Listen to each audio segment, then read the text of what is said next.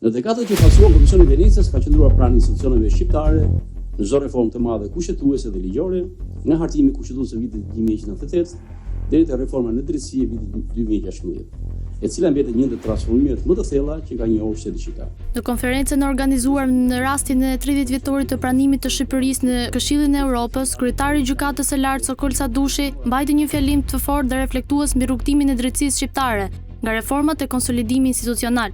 Ai theksoi se reforma në drejtësi nuk ka dështuar. Ajo është ngadalësuar nga mungesa e vullnetit për ta zbatuar më të njëjtin idealizëm dhe ndershmëri me të cilën u ndërtua. Ajo lindi nga konsensusi më i gjerë politik për historinë e pluralizmit shqiptar me 140 vota pro dhe me dakordsinë e plotë të Komisionit Venecian, që u bë garancia ndërkombëtare e legjitimit të saj. Kryetari Sadushi vuri në duke se reforma nuk është një projekt vetëm i drejtësisë, por një sfidë kombëtare që përfshin politikën, administratën dhe çdo institucion që ban përgjegjësi ndaj qytetarit. Sadushi theksoi se drejtësia shqiptare duhet hyjë në fazën e vetëpërmirësimit dhe të konsolidimit, duke e shliruar veten nga kompleksi i reformave dhe duke fituar besimin përmes sjelljes dhe vendimeve të ndershme.